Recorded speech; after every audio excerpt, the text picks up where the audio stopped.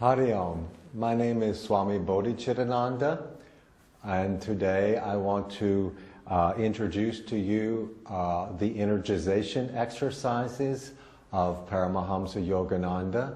There are in all 39 exercises. I'd like to give just a brief introduction first. Originally I was a monk in Self-Realization Fellowship from 1987 to 1991. That is the organization founded by Paramahamsa Yogananda, and he was authorized by Mahavatar Babaji to bring Kriya Yoga to the West. Later I came to India because I saw a photo of Swami Chidananda, the successor in Swami Shivananda's organization, successor of Swami Shivananda. He became the president, and I recognized him in the photo. So the head of Self-Realization Fellowship, Sri Dayamata, sent me to India, told me I should go meet him, and then I became a monk in Shivananda ashrams in Rishikesh. So originally I took Kriya Yoga from Brother Bhaktinanda, who was an advanced disciple of Paramahamsa Yogananda, and I continued in the line of Kriya Yoga. When I came to India and was with Swami Chidananda, I told him I liked Kriya Yoga as my practice, and he gave me permission and blessings to continue, and also directed me to one Swami Gyanananda Giri, originally from Switzerland, an advanced Kriya Yogi living in the Himalayas, and he has been my Kriya master ever since. Eventually I became a Swami, initiated in the Dasnami order of Swamis by Swami Chidananda in Divine Life Society, Shivananda Ashram, Rishikesh. So I'll talk a little bit about Yogananda and his energization exercises. Yogananda came to America in 1920 from India, and he settled in Los Angeles, California. His organization, Self-Realization Fellowship, is there, and now it has spread throughout the world. When he came, he had already been exposed much to physical culture by his brother Vishnu Ghosh, whose teachings later developed Bikram Yoga in the West. So Yogananda already knew about physical culture very much. When he came to America in the 1920s, no one in the West was really knowledgeable or that much interested in yoga. There were virtually no teachers in the West. So he wanted a system where people could stand and do the exercises, not have to get down on the floor, and also so that all people could be able to practice it. Not everyone can practice Hatha Yoga, all the asanas, like elderly people or sick people, or sometimes people who are just not flexible. And also it's not suitable to the working environment of the West with offices and workplace. The energization exercises can be practiced by anyone and virtually anywhere, because they're all done standing, and they don't overexert in any way. I will also say that Yogananda and Swami Shivananda had a very unique relationship. When I came to India and spoke to the senior Swamis of the Divine Life Society, direct disciples of Swami Shivananda, they told me that Yogananda and Swami Shivananda used to regularly correspond together. And they said that Yogananda was the only one of these great masters that Swami Shivananda had regular correspondence with. Also, Sri Dayamata loved Swami Shivananda very much. Sri Dayamata was the president after Rajarsi Janakananda, the first president after Yogananda. And she came to India, I think it was 1961, it was in the early 60s. She came to Rishikesh and had darshan of Swami Shivananda in Rishikesh. And whenever Swami Chidananda would go to the West, go to America, he would always stop at Self-Realization Fellowship headquarters and visit Sri Dayamata. They were very close. And all of the monks of Self-Realization Fellowship had great respect for Swami Chidananda, and the same goes for those of the Divine Life Society towards Self-Realization Fellowship. So Yogananda developed these exercises as a way to bring more prana into the system. One of the main features of Kriya Yoga is that it brings a lot of prana into our system and internalizes the mind to be able to go into deep meditation. It is what we call, Kriya Yoga is what we call a Raja Yoga form of pranayama. Hatha Yoga uses the physical manipulation of the breath, such as Nadi Shuddhana, Anuloma Viloma, for forcing the prana in the Sushumna to bring the consciousness up into the higher centers. In Raja Yoga Pranayama, we use the mind, the awareness on the prana, to follow the prana. And by doing that, the prana naturally starts to stabilize and enter the Sushumna and move in harmonious ways throughout the body. The prana is, Yogananda said that the prana and the breath is connected to the heart and connected to the mind. So once we place the awareness on either the breath or on the mind to stabilize the mind, the others automatically slow down. So if we place our awareness on the breath or gain control of the prana starts to stabilize and slow down. The heart starts to slow down, and the mind slows down. So it's like we're going into the back door using the breath and the prana that supports the breath to gain control of the mind. This is the secret of Kriya Yoga and why Kriya Yoga is so powerful. So in the energization exercises, they're not actually Kriya Yoga, but they're exercises to get one ready to practice Kriya Yoga in sitting posture. So when we do the energization exercises, mostly we're tensing and relaxing various body parts and trying to visualize the prana coming in at the medulla oblongata. Yogananda says that in the Bible, it's talked about the mouth of God. He says this is the mouth of God where the life force comes in. And when we tense and relax a body part, we try to visualize the prana and feel the prana coming in through the medulla oblongata and directing it towards body parts. By doing this, we can gain great mastery over the prana and direct it to various body parts. Eventually, when you do this, you won't even have to do the exercises. If, for example, you're having a fever or lying in a bed, or just doing savasana, you can mentally direct the prana to various body parts for healing and relaxation.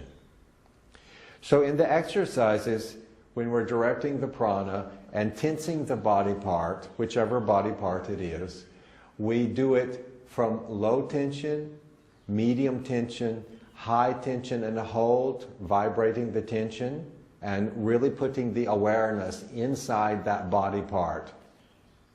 And then medium, low, relax. The prana moves largely with the mind. Wherever the mind and the awareness goes, the prana will naturally go there. So it's a very powerful way to direct healing to any body part and to bring relaxation and remove any blockages in that body part. So Yogananda suggested we always start with a prayer. We always want to bring devotion into any practice we do in Kriya Yoga or in any of the practices that come from India, the dharmic and yogic practices of India. Devotion is the foundation to give life and energy to any of those practices so that they don't just become mechanical practices. So I'm going to stand and start with the energization exercises and first a prayer.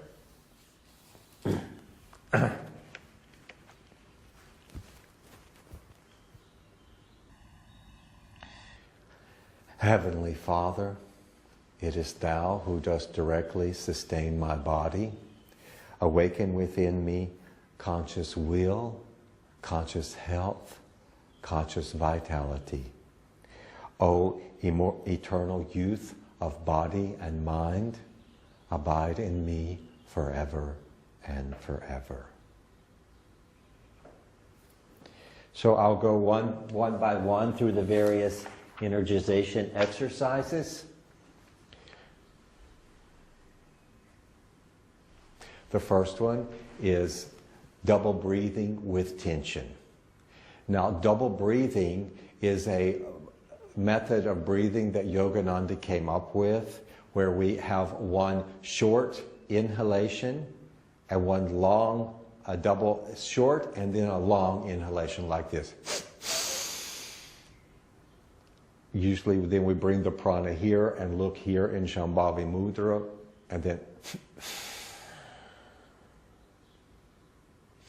and it has been proven through experiments at University of California at Los Angeles that this brings a lot more oxygen into the lungs and expels more dead air from the lungs. So it's a very powerful breathing practice. So many of these exercises we will be doing the double breathing, although not all of the exercises require any direct awareness or manipulation of the breath. So the first one is double breathing with tension. It's like this. This is relaxed, and then gradually tensing the entire body and inhaling with double breathing. And then hold to a count of 3 with the awareness here, looking to see a diffuse golden light at the spiritual eye. Again, a count of 3 here with relaxation.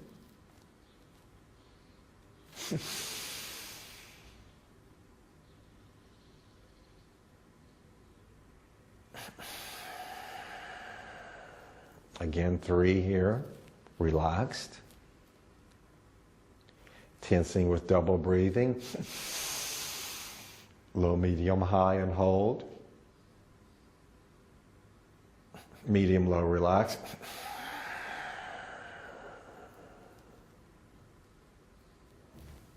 And relax. So most of the exercises we do 3 to 5 times.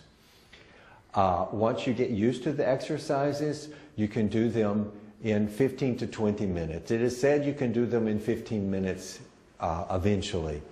And it's recommended you do them twice a day, especially before meditation. But you can do them anytime and anywhere. I do them on airplanes. I do them sometimes standing in the line at the post office. Wherever you are, you're able to do certain of these exercises without anybody noticing. The next one is calf recharging or leg recharging. Shift your weight to the right foot, lift the left leg, and as you bring the left leg forward, the lower leg, you're tensing it, and then when it comes to the front, you relax and relax back. Tense, relax. Tense, relax. Tense, relax. Other side. Tense, relax. Tense, relax. Tense forward, and when you come to the front, relax and relax back. Okay. Ankle rotation, left foot. 3 to 5 times. Then reverse. Right side. Reverse. Okay. Yogananda says that the prana moves from the left side of the body to the right side of the body. So we always try to start on the left side. Do the left side first. All right. Calf and forearm, thigh and upper arm. We'll do 3 to 5 on the left side first. So first we're going to tense the lower leg and the forearm. And then the upper leg, the thigh, and the upper arm. Calf and forearm. It's low, medium, high hold. Medium, low, relax. Thigh and upper arm.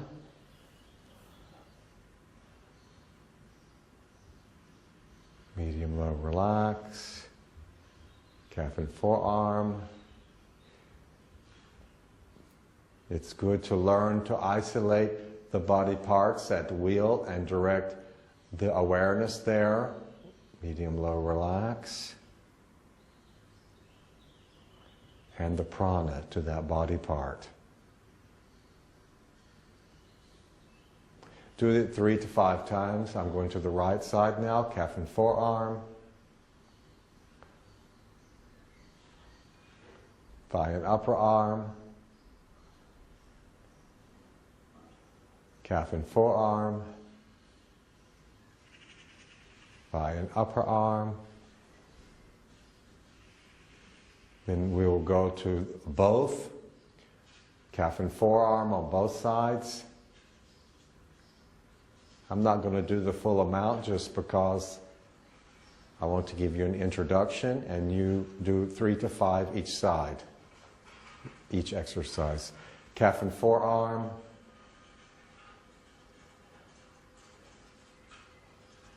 Thigh and upper arm. Okay, the 5th exercise is called chest and buttocks. So we're going to tense the the buttocks and the chest and buttocks. First the left side, chest and buttocks, right, left, right, left,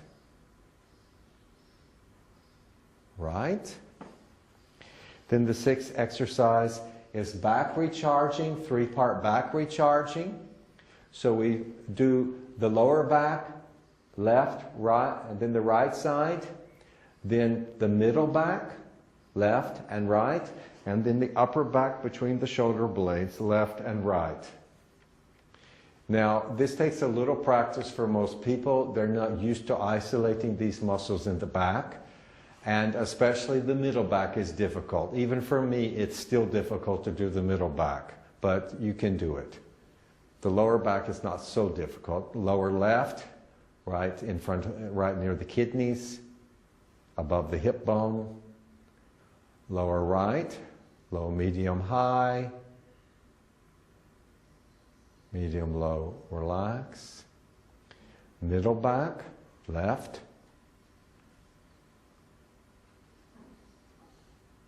Right. Upper back between the shoulder blades, left. Right. You can do it 3 times total if you like. This one's number 7, shoulder rotation. Now, it's from the shoulders, not the elbows. So it's not like this, it's like this. You're really working the shoulders. So this really stays pretty much parallel to the floor. Do it forward first, and then reverse.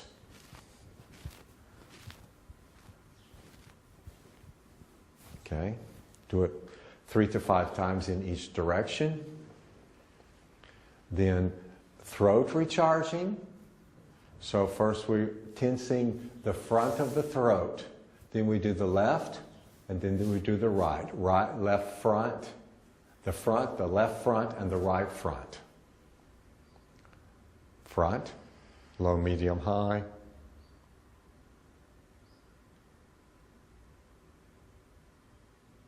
Medium, low, relax. Left side.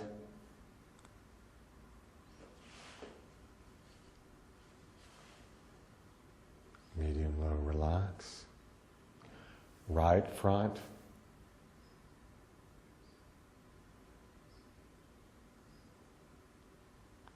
And once again, you do it 3 to 5 times. Okay, now we're doing neck recharging. We drop the chin in relaxation drop the head to the chin, to the chest, chin to the chest in relaxation. Then as we come up, we're tensing the neck. When you get to the top, relax it and drop again. Tense, relax and drop. Tense, relax and drop. Okay, neck rotation. We do small circles and we keep a little bit of tension to give support to the neck. The neck is very delicate, so you want to be careful with your neck. So it's first small circles with a little bit of tension. Reverse.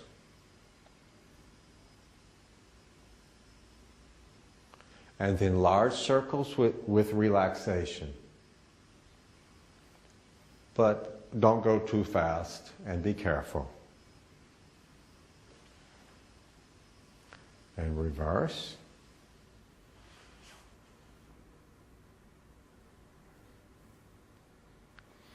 All right, then we do number 11 is spinal recharging. This one's a little difficult for a lot of people, especially in the beginning, and it takes a little coordination of the mind and the body at first, because you're twisting the lower body to one direction and you're using your foot to push, and the other body, upper part of the body, to the other direction, like this.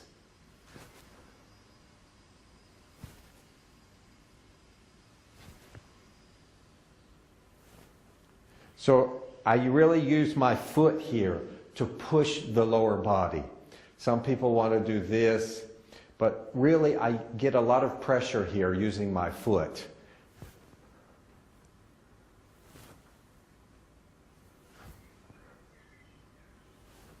Okay, that's spinal recharging. Do it 3 to 5 times each side. Okay, number 12 is spinal rotation. Put your feet maybe 2 feet apart. Put your hands on your hips. Try to keep the hips stationary. You're moving the upper body. You're not moving the hips so much. So it's like this.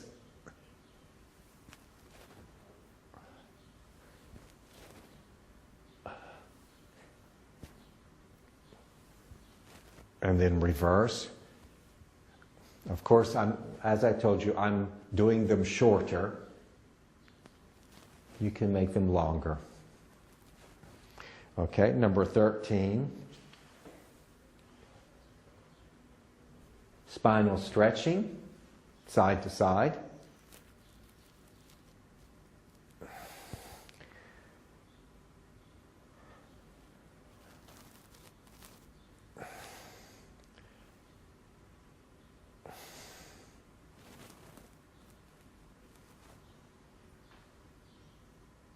Like that. Number 14 is spinal adjustment. I hope this thing doesn't get in the way. I think I can move around it. So we're going to start from the lower vertebrae and go up one vertebrae at a time, pushing to adjust the back. And I like it like this, with using the first 2 fingers, it's not the knuckle, it's these, what do you call that? Well, that's a knuckle, but kind of like the knuckle. It's the finger joint, to push it like this. You can also do it like this if you want, but the main point is to bring the hands right together on the vertebrae on each side of the spine and push right there on the side of the spine to help adjust the vertebrae. And when you do it, so you're starting at the lower back, you're bending forward, and then you're going up on your toes and pushing. So you got to get up on your toes like that. And I just heard my vertebrae go. Second vertebrae. You go one at a time.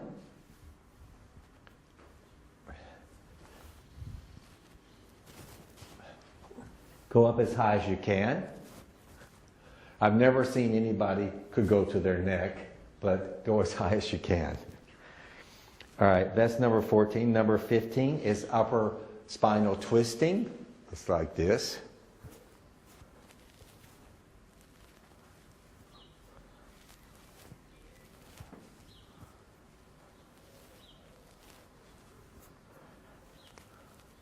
Like that.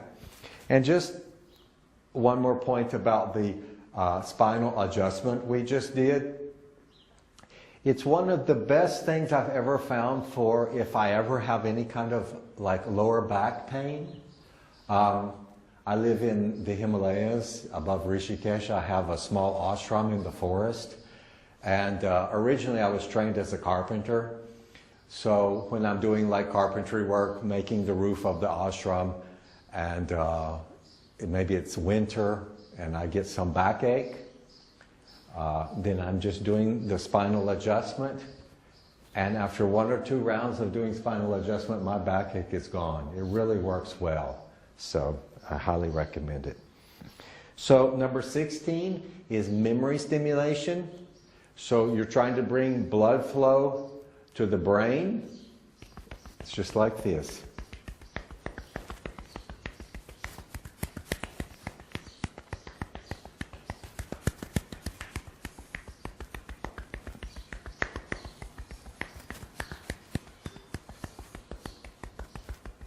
And then scalp massage, using the fingertips to massage the scalp in a circular motion.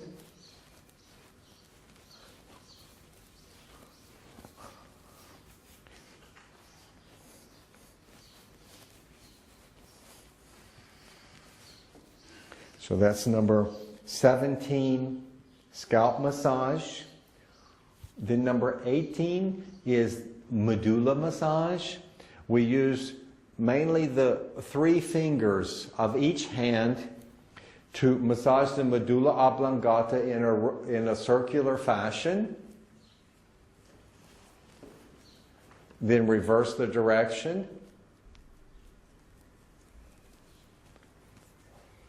And then tense the neck and push with the 3 fingers of each hand into the medulla. As you're tensing the neck, push it back.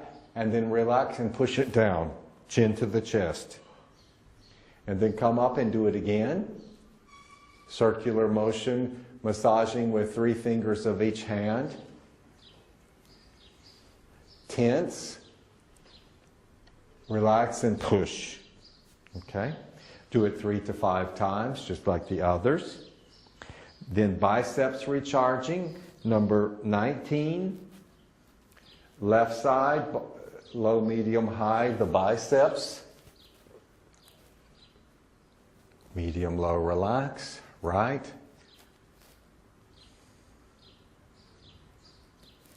Left. Right. Left. Right. Okay. Number 20. Now number 20, you can say is the most important exercise of all of them. And if you only did one exercise, you would do number 20. It's 4-part body recharging where we're tensing the entire body. And it's in 4 different parts. And this exercise, Yogananda says, as soon as you wake up in the morning, before you get out of the bed, you do this exercise. and that will recharge the body, bring a lot of energy and prana into the body before you get up and supposedly go do the rest of your exercises or your yoga, hatha yoga and meditation. It's not just to do a simple recharge and get up and go to work. You know, that's not our ideal in yoga and spiritual life. In the morning, we want to do 1 hour of practice at least. 1 hour is okay. You can do some yoga and meditation in 1 hour if that's all you have. So 4-part body recharging is like the first part is double breathing and tensing the entire body from low, medium to high, and then as you double breathe, visualize and feel the prana coming up the spine to the spiritual eye, and then hold the breath there, tensing the body for as long as you're comfortable. Always try to see a diffuse golden light at the spiritual eye. This is the key to Kriya Yoga, is this chakra, the Agya chakra, and the spiritual light. The Agya chakra is the point from the first manifestation of duality. This is non-duality. This is Brahman. This is Ishvara, the first level of manifestation of the universe and of us.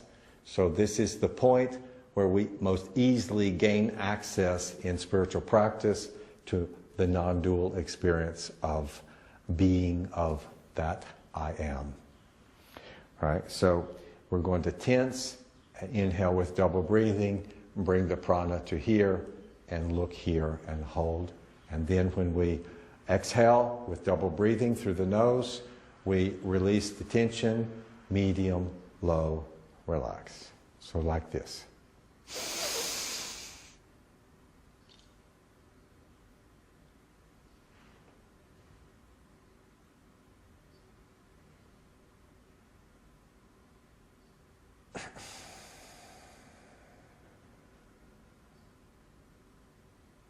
You can do it 2 or 3 times if you like.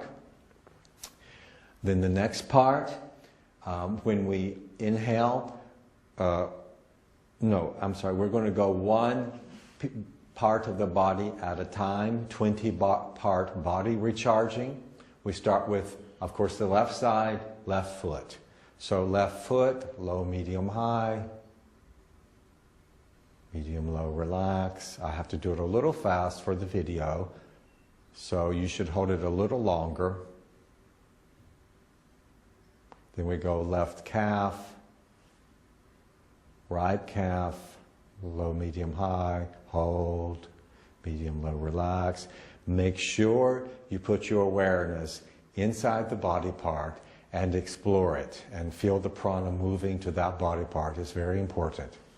Left thigh, then the right, then the left buttock, the right, lower abdomen, middle, upper, left hand. I'm doing it very quickly, just for demonstration. Right hand, left forearm, always low, medium, high, hold, put the awareness, medium, low, relax. Right forearm, and I have my eyes open because I want to look at you, but generally you keep your eyes closed, unless it's a balancing posture. Left upper arm, right, left shoulder, right, front of neck. First you do left of neck, right of neck, front, and back. And then parts 3 and 4 of this whole exercise is part 3 is inhaling with double breathing and starting from the left foot to the right, going up until all of the body parts are tensed and holding the breath here, like we did before, but this time it's in a wave of tension until the entire body is tensed, like this.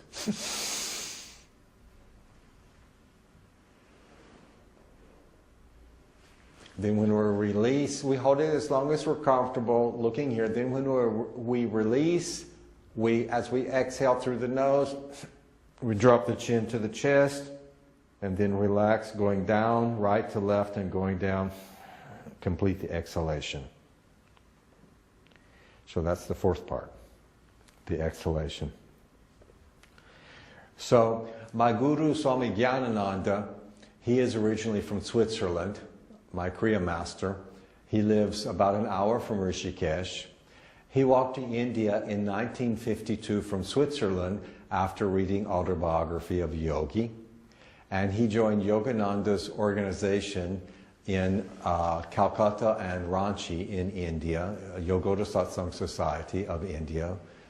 It's the sister organization of Yogananda's organization in America, Self-Realization Fellowship.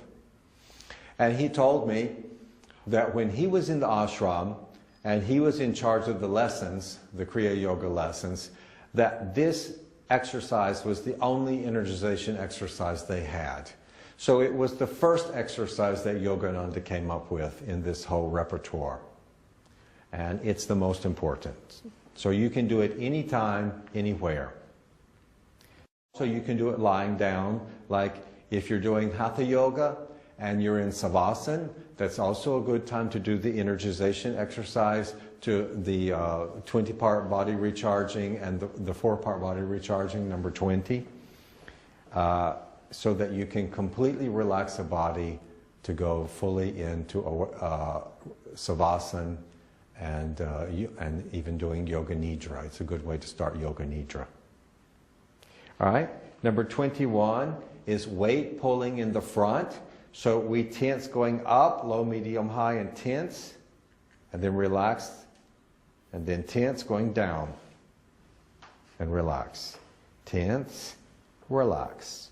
Tense, relax. Tense, relax. Tense, relax. Tense, relax. Tense, relax. Number 22 is double breathing with tension, with the elbows bent.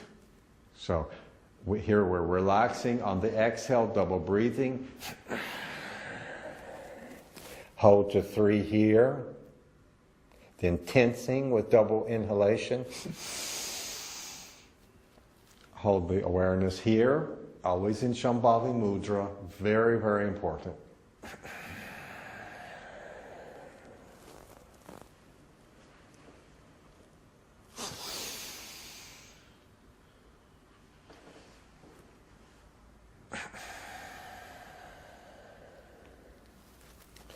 So I only did it twice. Do it 3 to 5 times. Like I said, I'm trying to keep it shorter for the video.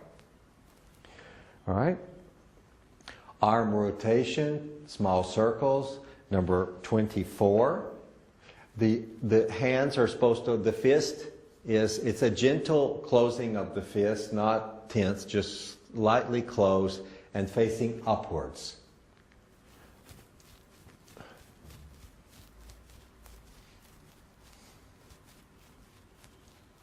Reverse.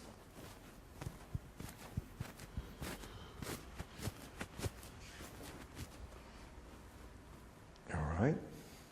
Number 26, finger recharging.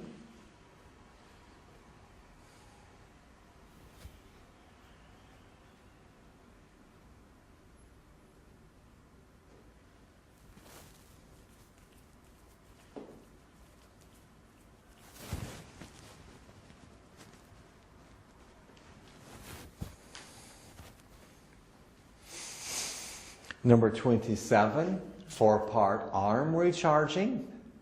Tense, relax. Tense, relax. Tense, relax. Tense, relax. Tense, relax. Tense. And double breathing, go up on the toes and hold to a count of 3. Exhaling, double breathing. Tense, relax. Tense, relax. Tense, relax, tense, relax, tense, relax, tense.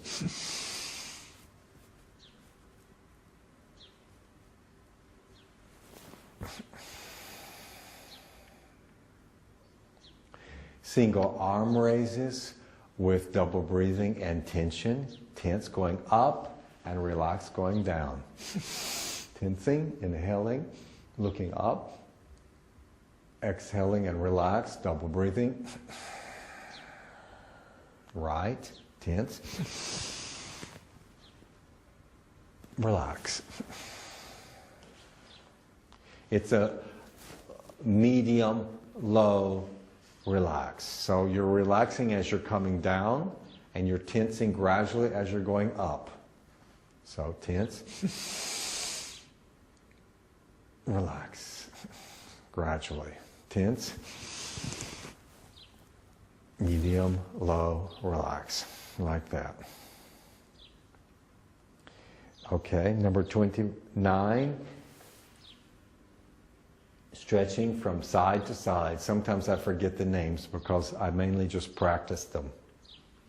And actually, I have to say that I don't always practice the energization exercises personally because I like yoga, hatha yoga a lot also. But both of these exercises do different things. If you have the time, I recommend you do them both. Or if you're not in a place where you can do hatha yoga, then do the energization exercises. And they don't take as long. You can do them in 15 minutes, whereas hatha yoga, for me, takes at least 40 minutes to do enough that I feel like I've done a full amount. So they're both very different in their own ways, and I recommend both of them. Of course, when I was a monk in the Yogananda ashrams in California, I did these every day, and I did yoga.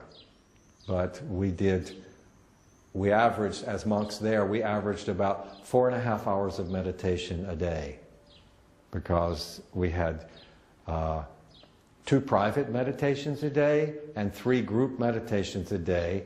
And then on Sunday, we fasted and kept mauna the whole day. And then we were supposed to do a long meditation, 3 to 5 hours.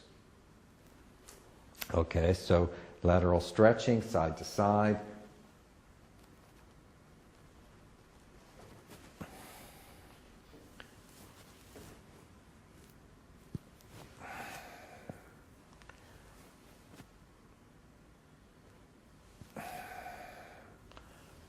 Like that.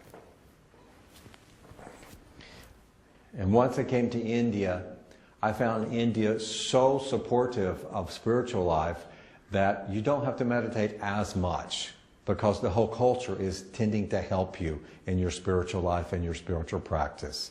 The cultural unconscious is so programmed by Dharma that it just automatically starts going into the back of your mind and becomes part of your being. So it's much easier to go directly to pure self or pure God awareness when you sit to meditate. I feel in India, especially in the Himalayas and around Rishikesh and other holy places. Whereas in the West, there's so much consumerism and more materialism, and the culture is promoting more of a consumer type of culture. So you have to work a little harder to remember your own self, remember who you are and what you're doing in this life. So you may need to do more practice in the West. All right? So number 30 is walking. Walking in place. It's recommended to do 50 of them. And then number 31 is running. Now running, you're supposed to hit the heels onto your buttocks. Running in place.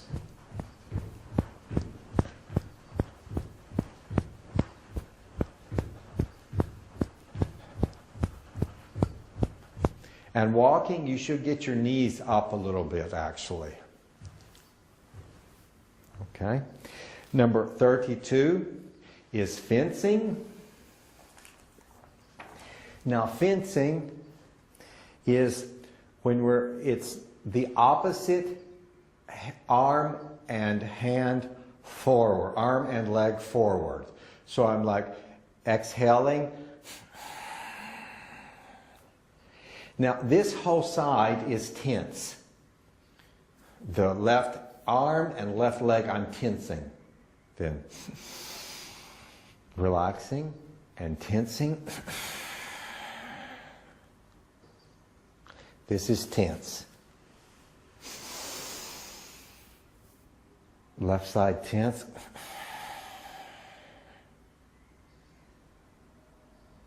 Hold at 3. Right side tense. Hold to 3. Inhale. Relax. 3 to 5 times. Number 33 is arm rotation, large circles. We're tensing going up, inhaling. Tensing up. Relaxing, exhaling. Tense.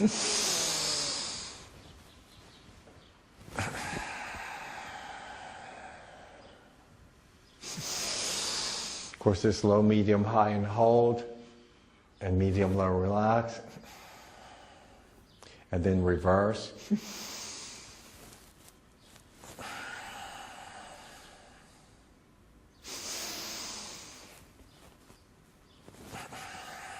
So 3 to 5 times in each direction. Then we're doing Nali, which Yogananda simply called stomach exercise. So I'm going to exhale through the nose, go down, and then I'm going to draw the stomach up into the chest with holding the exhalation out, and then massage it in and out. So the stomach's going in and out, up into the chest and out.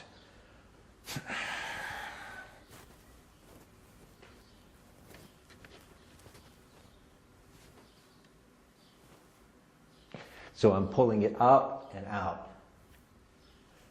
And then when you get tired, inhale with double breathing. Exhale. Do it again. And hold the breath out.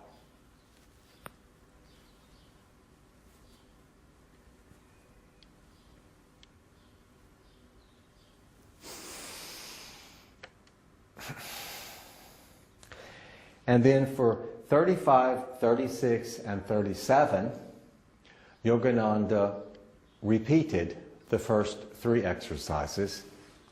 And to tell you the truth, I don't know why, but he did, and we do it. So left side, leg recharging or calf recharging. 3 to 5 times, right.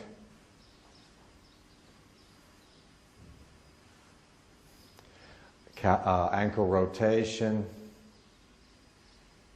reverse. Oh, right, sorry, I missed one. I always do that. Reverse. So this is number 36 and 37. Go back to 35. 35 is number 1, the original one, double breathing with tension.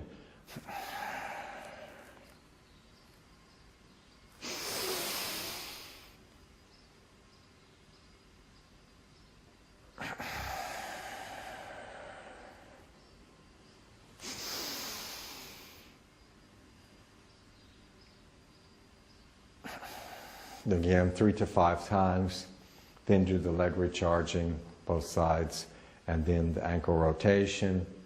And then it's leg rotation, large circles with relaxation. So the leg is completely relaxed because you're kind of wanting to release the hip. Really relax the hip and release it. And reverse. You can put your hands on your hips. Then the other side.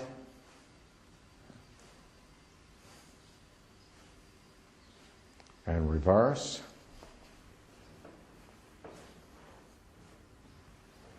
And relax.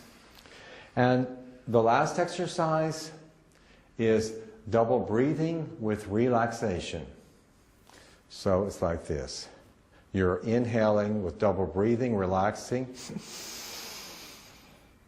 drawing the prana up and holding here for a count of 3. Exhaling. It's completely relaxed. There's no tension.